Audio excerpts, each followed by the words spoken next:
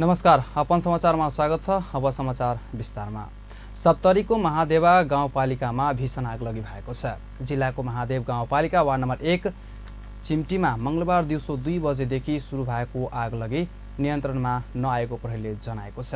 आगलगीमा परि 200 भन्दा बढी घर जलेर नष्ट हुँदा करोडौंको क्षति भएको जिल्ला प्रहरी कार्यालय सप्तरीले जनाएको छ।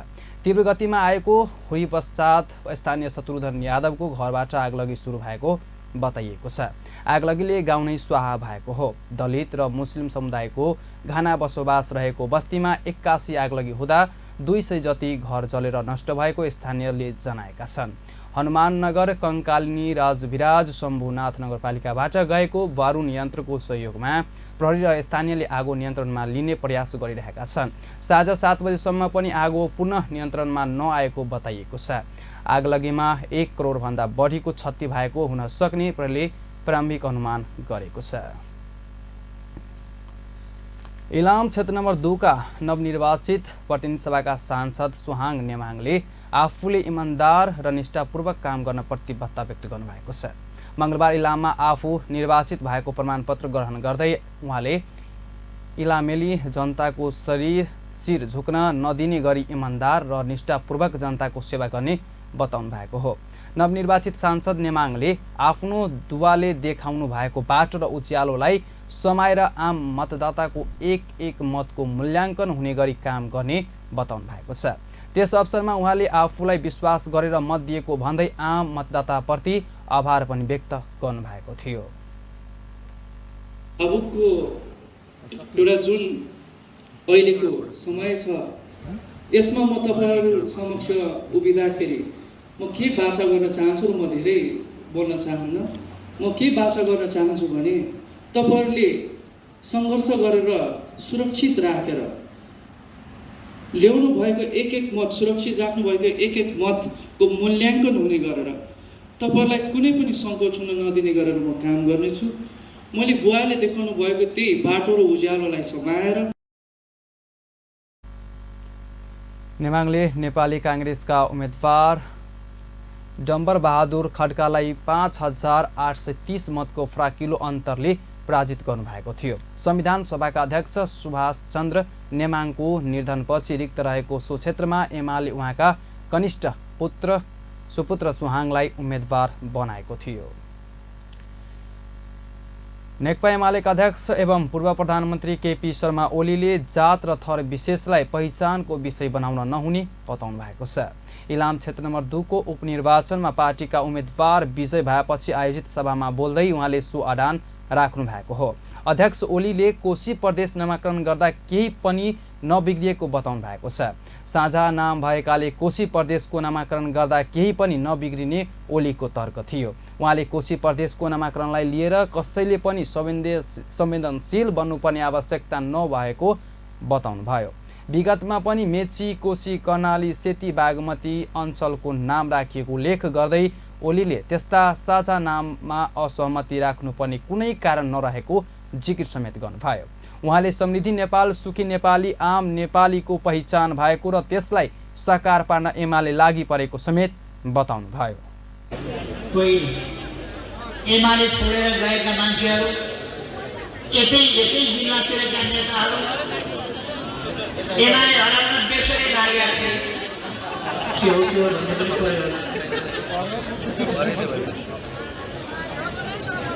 केही अध्यक्ष ओलीले अनेकौं भ्रमणपूर्ण कुराहरूलाई चिर्दै एमालेलाई विजयी गराएको भन्दै पार्टीका नेता कार्यकर्तालाई समेत धन्यवाद व्यक्त गर्नुभएको थियो। नेपाली कांग्रेसका सांसद रामहरि खतिवड़ाले इलाम र बझाङमा भएको उपनिर्वाचनले देशमा कांग्रेस र एमाले नै मूलधारका पार्टीहरू हुन् भनी प्रमाणित गरेको बताउनु भएको छ। मंगलबार सञ्चारकर्मीहरू माझमा कुराकानी गर्दै सांसद खतिवड़ाले उपनिर्वाचनको मत परिणामले नेपाली राजनीतिमा कांग्रेस र एमाले नै मूलधारका पार्टी हुन् भने प्रमाणित गरेको बताउनु भएको हो। उहाँले निर्वाचनले धेरै क्रान्तिकारीहरूलाई पनि ठेगानामा ल्याइदिएको टिप्पणी गर्नुभयो। उहाँले इलाममा एमाले महागठबन्धन बनाएर निर्वाचनमा गएकाले जितेको बताउनुभयो। उहाँले उपनिर्वाचनबाट कांग्रेस एमाले स्थापित भएका र चटकेहरू साइडमा आएका बताउनुभयो। सांसद खतिवाडाले 2084 सालसम्म चट्केहरू ठिक हुने टिप्पणी गर्नुभयो। ठेगानमा ल्याइदिएको छ। नेपालमा राजनीति गरेका दुईटा पार्टीहरू नेपाली काङ्ग्रेस र नेपाली कम्युनिस्ट पार्टी एमाले नै मेन स्ट्रिमका पार्टी हुन् भन्ने अहिले प्रमाणित गरेको छ। गठबन्धन हिजो हामी थियो थोरै मतले पराजित भएको थियौँ, अहिले गठबन्धनले जितेको छ। इलामको चुनावमा हामी कमजोर भएको छौँ। काङ्ग्रेस त्यहाँ कमजोर छैन। हामी किनभने 4-5 हजार भोट एमाले माओवादीका र अरू।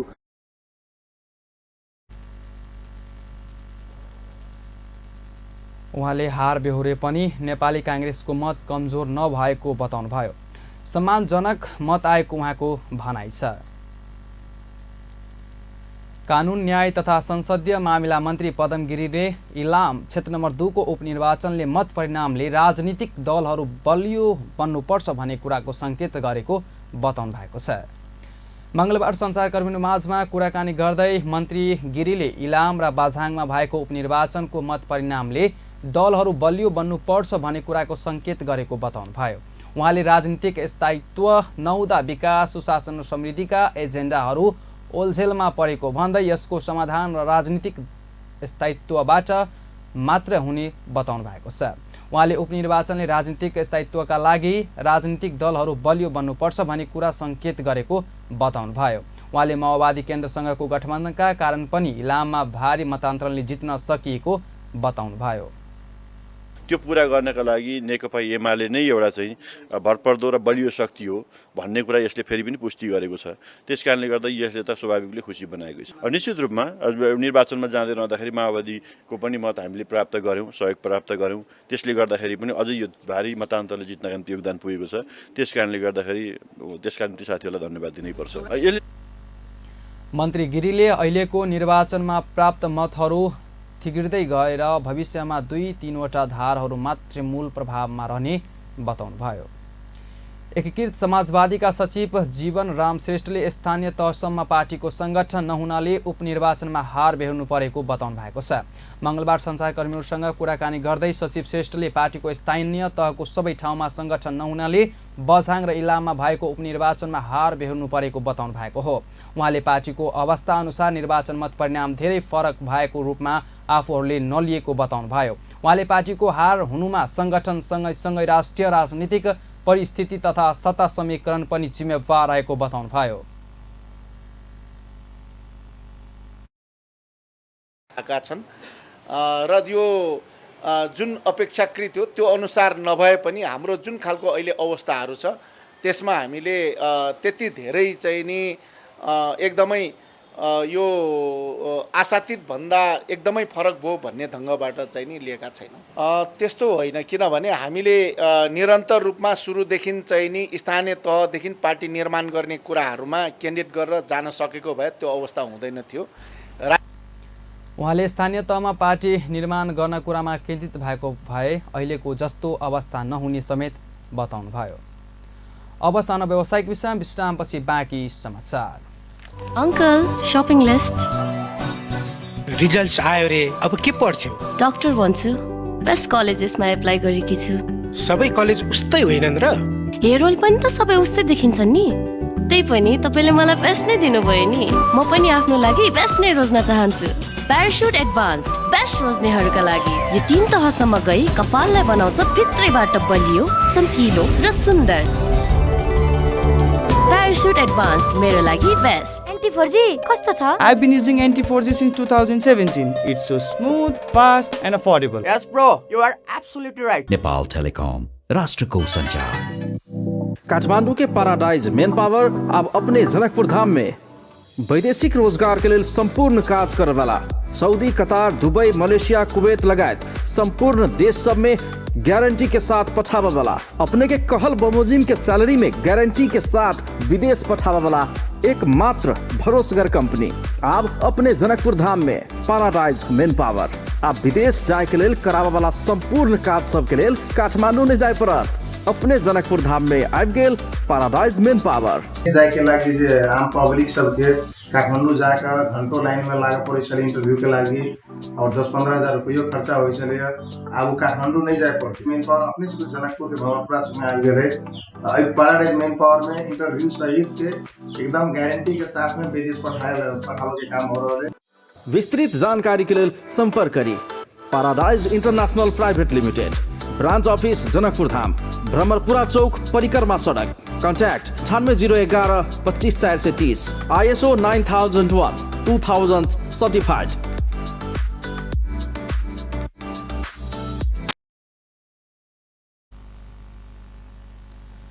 विश्रामपछि पुनः समाचारमा स्वागत छ। अब बाँकी समाचार। सभामुख देवराज घिमिरेले संसदीय समितिमा रहेका विधेयकहरूलाई छिटोभन्दा छिटो पारित गरेर संसदमा ल्याउन निर्देशन दिनुभएको छ।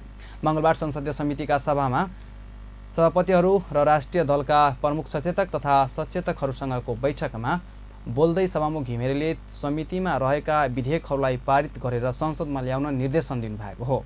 उहाँले समितिमा छलफलको क्रममा रहेका विधेयकहरूलाई संसदको आगामी अधिवेशन आह्वान हुनुभन्दा अगाडि नै बैठक बसी टुङ्ग्याउने निर्देशन दिनुभएको छ। बैठकपछि सञ्चारकर्मीहरूसँग कुराकानी गर्दै सभामुख घिमिरेले बैठकमा समितिमा भएका विधेयकहरूको अवस्थाबारे जानकारी लिन बताउनु भएको छ। उहाँले आगामी अधिवेशनमा संसदमा आउने अवस्थामा के कति विधेयकहरू छन् भन्ने सन्दर्भमा जानकारी लिएको र आगामी अधिवेशनमा विधेयक ल्याउने गरी तयारी स्वरूप बैठक राखिएको बताउनुभयो। सभामुख घिमिरेले आवश्यकता पर्दा आगामी अधिवेशनलाई सहज रूपमा अगाडि बढाउनका लागि राजनीतिक दलका शीर्ष नेताहरूसँग छलफल गर्ने पनि बताउनुभयो। तिनीहरूलाई बुझ्ने र अब आउँदो अधिवेशनको तयारी गर्ने सन्दर्भमा आयोजित बैठक थियो र त्यो बैठक समितिका सभापतिहरू प्राय सबै आउनुभयो र बोलाइएका राष्ट्रिय दलका सचेतकहरू, प्रमुख सचेतकहरू र मुख्य सचेतक सबै आउनुभयो र स्थितिको जानकारी प्राप्त भयो र विधेयकहरू अझै पनि कतिपय छलफल भएर टुङ्गिएका छैनन्। तिनीहरूलाई अब अधिवेशन आह्वान हुनुभन्दा अगाडि नै छिटो बैठक बस्ने, समितिका बैठकहरू बस्ने, बनेका उपसमितिहरूका बैठकले पनि समितिलाई रिपोर्टहरू दिने र यसलाई छिटो टुङ्ग्याउने काममा गति दिने कुरामा छलफल र एउटा भावनात्मक वा एउटा निर्णय र निष्कर्षमा पुगेर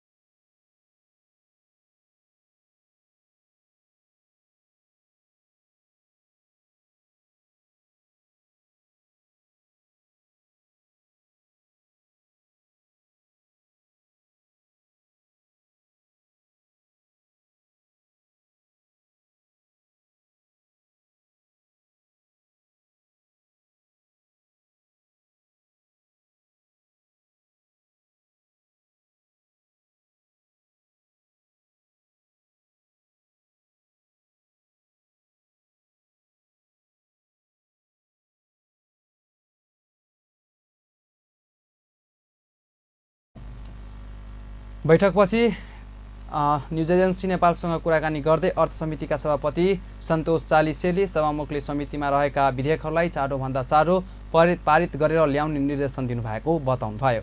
उहाँले समितिको बैठक बस्दा गणपूरक सङ्ख्या नपुग्ने समस्या रहेको भन्दै समितिलाई परेका अप्ठ्यारोहरू बारेमा पनि समिति सभापतिहरूले सभामुख समक्ष राखेका जानकारी दिनुभयो। उहाँले आगामी बजेटमा संसदीय समितिहरूलाई पनि पर्याप्त बजेट विनियोजन गर्न ध्यानकर्षण गराइएको पनि बताउनुभयो। उहाँले समिति बैठकमा सांसदहरूको अनिवार्य उपस्थितिका लागि दलका सचेतकहरूलाई पनि आग्रह गरिएको बताउनुभयो।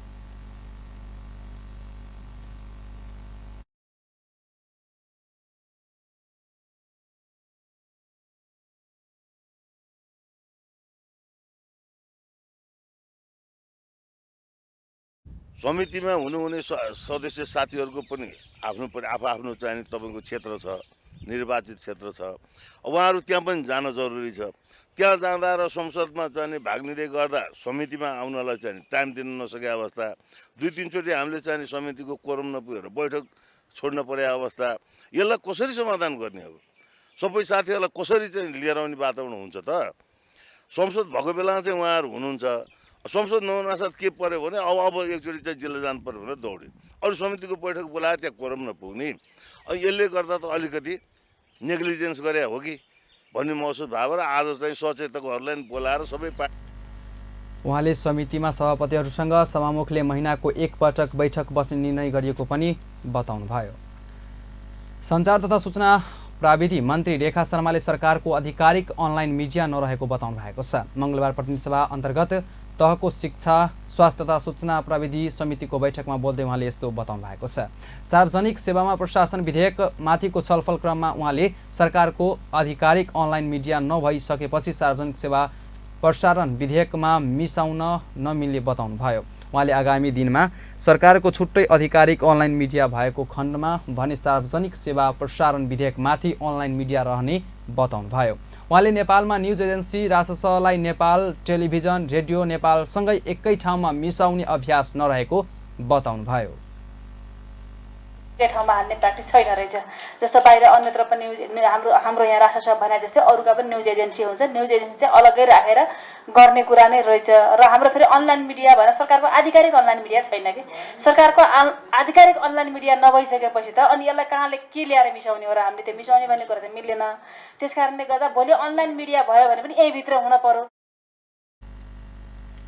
मन्त्री शर्माले गोरखापत्रलाई पनि नेपाल टेलिभिजन र रेडियो नेपाल झै मर्ज गर्ने वा नगर्ने भन्ने बारेमा समितिबाट नै स्पष्ट निर्णय हुनुपर्ने बताउनुभयो। नेकपा एकीकृत समाजवादीले महाधिवेशनका लागि आर्थिक सङ्कलन गर्न सुरु गरेको छ। एकीकृत समाजवादीको 10औं महाधिवेशन आगामी असार 16 गतेदेखि 20 गतेसम्म काठमाडौँमा हुँदैछ। महाधिवेशनका लागि आवश्यक पर्ने खर्च जुटाउनका लागि पार्टीले आर्थिक सङ्कलन गर्न सुरु गरेको हो। मंगलबार पार्टीका उपाध्यक्ष तथा 10औं महाधिवेशन आर्थिक परिचालन कमिटीको अध्यक्ष परमेश्वर हमालको अध्यक्षतामा बसेको बैठकले आर्थिक सहयोग सङ्कलन अभियान सुरु गर्न निर्णय गरेको हो।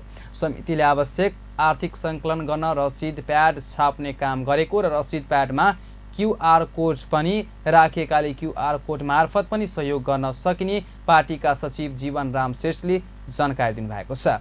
पहिलो दिन पार्टी अध्यक्ष माधव कुमार नेपालले महाधिवेशनका लागि सहयोग स्वरूप 25,000 रुपियाँ क्यूआर कोड मार्फत दिनुभएको पनि उहाँले बताउनुभयो। रसिद प्याड चाहिँ नि छाप्ने काम भइसकेको छ र यो रसिद प्याडमा हामीले यो पल्ट क्यूआर कोड पनि राखेका छौँ र यो रसिद प्याडमा लेखेर पनि दिन सक्ने छ र सँगै कतिपयले चाहिँ नि अहिले जुन खालको सूचना सञ्चारको प्रविधिको विकास भएको छ त्यसलाई उपयोग गर्दै स्क्यान गरेर यो क्यूआर कोडको माध्यमबाट पनि हाम्रो पार्टीको खातामा रकम चाहिँ नि सहयोग गर्न सक्नेछ। यो सचिव श्रेष्ठले पार्टीको स्थायी कमिटी बैठक वैशाख 26 गते, पोलिट ब्युरो बैठक वैशाख 27 गते र केन्द्रीय कमिटी बैठक वैशाख 28-29 गते बस्ने पनि जानकारी गराउनुभयो। कृषि तथा पशुपन्छी विकास मन्त्री ज्वाला कुमारी शाहले कृषिमा आधुनिकीकरण गर्ने र व्यवसायीकरण गर्ने गरी अघि बढ्न जरुरी रहेको बताउनु भएको छ। मंगलबार ललितपुरमा आयोजित एक कार्यक्रममा बोल्दै उहाँले यस्तो बताउनु भएको छ। उहाँले जलवायु परिवर्तनको प्रभाव कृषि क्षेत्रमा परेको भन्दै आगामी दिनमा जलवायुजन्य विपदबाट बच्ने गरी अघि बढ्न जरुरी रहेको बताउनुभयो। उहाँले नेपालमा अन्डा, मासु, दूध, दहीमा आत्मनिर्भर रहेको बताउनुभयो। उहाँले धानमा पनि आत्मनिर्भर बन्ने प्रयत्नमा सरकार रहेको पनि जानकारी दिनुभयो। उहाँले उत्पादन र बजारीकरणमा समस्या नहुने गरी नीति बनाउन जरुरी रहेको समेत बताउनुभयो। मन्त्री शाहले नेपालमा हावापानी सबै स्वास्थ्य रहे र नेपालले प्राकृतिक दिएको उपहारको सदुपयोग गरी काम गर्न आवश्यक रहेको बताउनुभयो। उहाँले देश निर्माणका लागि सबै मिलेर लाग्नुपर्ने पनि आह्वान गर्नुभयो। उहाँले सरकार र जनतासँग प्रत्यक्ष जोड्ने कृषिजन्य कार्यक्रम ल्याउन आवश्यक रहेको समेत बताउनुभयो। उहाँले आयात प्रतिस्थापना गर्ने र निर्यात प्रबन्धनको व्यवस्था दरसँग गर्ने जरुरी रहेको पनि बताउनुभयो। उहाँले प्याजमा नेपालले आफै आत्मनिर्भर बने गरी उत्पादन गर्न जोड दिनुपर्ने समेत बताउनुभयो।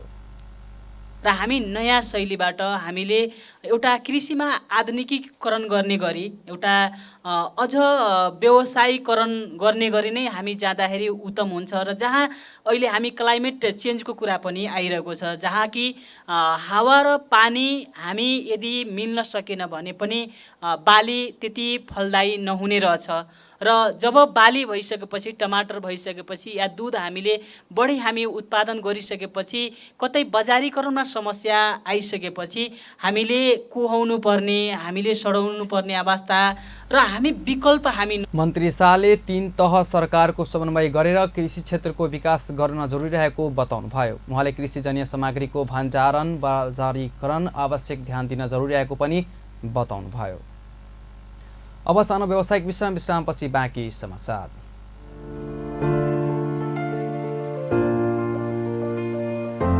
समाचार लेखिएको छ भन्ने कुरो सम्बन्धित साथीहरूलाई पनि थाहा नभइकन हामी सेयर गर्न थाल्छौँ, लाइक गर्न थाल्छौँ, धेरैभन्दा धेरै साथीहरूको बिचमा पुर्याउन खोज्छौँ। तर सत्य कुराहरू के हो भन्ने कुरो त्यो सम्बन्धित व्यक्तिलाई सम्म पुगेर सोध्न चाहँदैनौँ।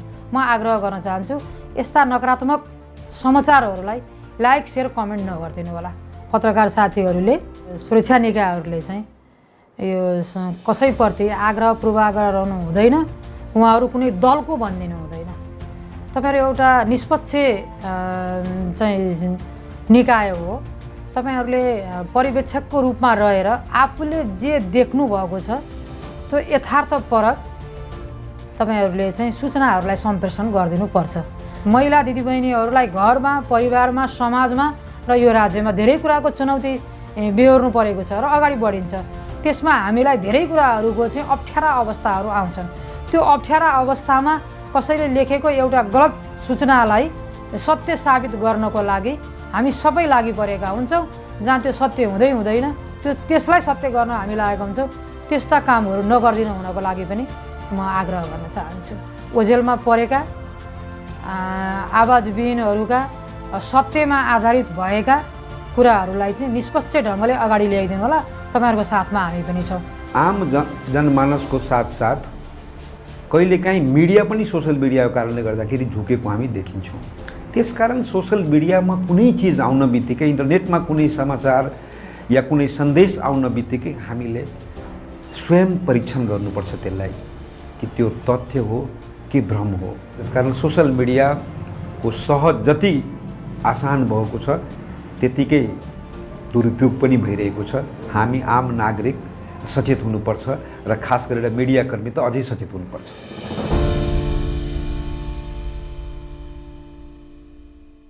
भ्यासलिनको ग्लिसरिन र जेली फर्मुला त्वचाको 10 लेयर भित्र गई सुक्खापनलाई फेरि आउनबाट रोक्दछ।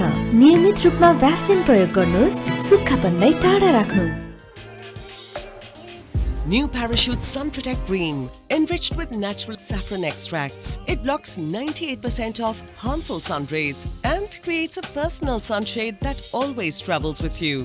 Parachute Skin Pure Sun Protect with SPF 50 PA+++, my personal sunshade. जब केस है मजबूत तब लागत आरो सुंदर। असली आंवला, डाबर आंवला। धुलो र पोल्युसनले मेरो अनुहारको चमक नै हराइसक्यो। तपाईलाई चाहिन्छ गोट मिल्कले समृद्ध Parachute skin pure goat milk face wash, जसले तपाईको मुहारलाई बनाउँछ चम्किलो र उज्यालो। Parachute skin pure goat milk brightening face wash orange र एलोभेरा भेरिएन्ट्समा पनि उपलब्ध छ। विश्रामपछि पुनः समाचारमा स्वागत छ। अब बाँकी समाचार। कोशी प्रदेशका मुख्यमन्त्री केदार कार्कीले संविधान अनुसार अर्को सरकार बनाउन नमिल्ने आशय सहितको जानकारी पत्र प्रदेश प्रमुख समक्ष पेश गर्नुभएको छ। मंगलबार प्रदेश प्रमुखको कार्यालयमा पुगेर मुख्यमन्त्री कार्कीले प्रदेश प्रमुख परशुराम सापुङ समक्ष आशय पत्र बुझाउनु भएको हो। मुख्यमन्त्री कार्की विरुद्ध गत वैशाख 7 गते कोशी प्रदेश सभाबाट संकल्प प्रस्ताव पारित भएको थियो। सत्ता साझेदार दलले समर्थन फिर्ता लिएको मितिले 30 दिनभित्र विश्वासको मत लिने वा राजीनामा दिई माग प्रति सस्त गर्न नेकपा एमाले सहितको विपक्षी गठबन्धनको उक्त प्रस्ताव बहुमतले पारित भएको थियो। तर त्यो प्रस्ताव संविधान बमोजिम नरहेको भन्दै मुख्यमन्त्री कार्कीले प्रदेश प्रमुख खापुङलाई जानकारी पत्र बुझाउनु भएको हो। संकल्प प्रस्तावको माध्यमबाट कोशीमा नयाँ सरकार निर्माण गर्न नमिल्ने मुख्यमन्त्री कार्कीको दाबी छ। मुख्यमन्त्रीको पद संवैधानिक तवरबाट रिक्त नभएसम्म अर्को मुख्यमन्त्रीको चयन हुन नसक्ने विषय जानकारी पत्रमा उल्लेख छ। सङ्कल्प प्रस्तावको निस्तेज बनाउन सभाको सङ्कल्प प्रस्तावले निस्तेज बनाउन सक्दैन। मुख्यमन्त्रीको पद संवैधानिक तवरबाट रिक्त नभएसम्म अर्को मुख्यमन्त्रीको चयन हुन सक्दैन। प्रदेश सभाबाट सूचना सम्प्रेषण गर्ने भनी प्रदेश प्रमुख समक्ष निर्देशन गर्न मिल्दैन। राष्ट्रपतिलाई समेत बौद्धार्यथर राखिएको जानकारी पत्रमा नेपालको संविधानको धारा 168 को उपधारा 5 को विकल्पमा 168(2) वा 168(3) को सरकार बन्न नसक्ने विषय पनि उल्लेख गरिएको छ। यस्तै नेपालको संविधानको धारा 188 को उपधारा 4 को प्रतिबन्धात्मक वाक्यांशलाई प्रदेश सभाको सङ्कल्प प्रस्तावले निस्तेज बनाउन नसक्ने तथा प्रदेश सभाबाट सूचना सम्प्रेषण गर्न भनी प्रदेश प्रमुख समक्ष निर्देशन गर्न नमिल्ने विषय पनि पत्र मार्फत स्पष्ट पार्न प्रयास गरिएको छ। नयाँ शैक्षिक सत्रको भर्ना अभियान अन्तर्गत जनकपुर धामको यज्ञवल्लभ्य सांस्कृतिक नमुना मावि प्रवेश परीक्षा लिएको छ।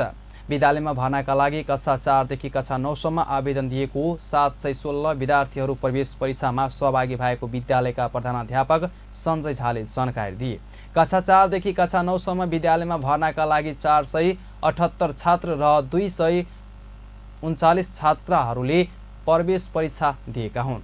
प्रवेश परीक्षामा उत्तीर्ण हुने विद्यार्थीहरूलाई वैशाख 20 गतेदेखि वैशाख 25 गतेसम्म भर्ना लिने प्रधानाध्यापक झाले बताएका छन्। भर्नासँगै वैशाख 26 गतेबाट नयाँ शैक्षिक सत्रको कक्षा सञ्चालनमा ल्याइने उनले बताएका छन्।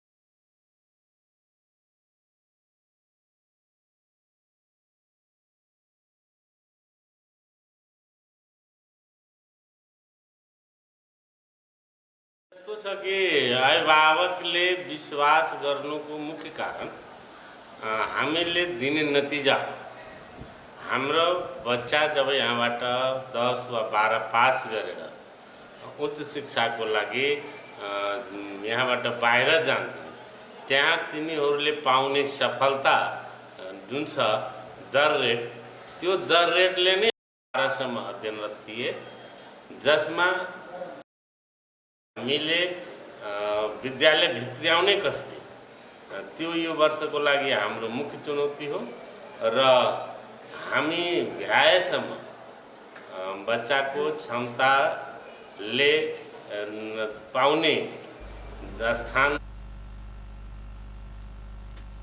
भर्नासँगै वैशाख 26 गतेबाट नयाँ शैक्षिक सत्रको कक्षा सञ्चालन ल्याइने उनले बताए। उनका अनुसार प्राविधिकतर्फ विद्यालयमा रहेका 48 जना विद्यार्थीको कोटाका लागि 176 विद्यार्थी सहभागी भएका थिए। कक्षा 1 देखि कक्षा 3 सम्मका लागि विद्यालयमा 207 छात्र र 184 छात्रा गरी 391 विद्यार्थीहरूको आवेदन परेको थियो। कक्षा 1 देखि कक्षा 3 सम्म प्रवेश परीक्षा बिनै भर्ना लिने प्रावधान रहेको प्रधानाध्यापक झाले बताए।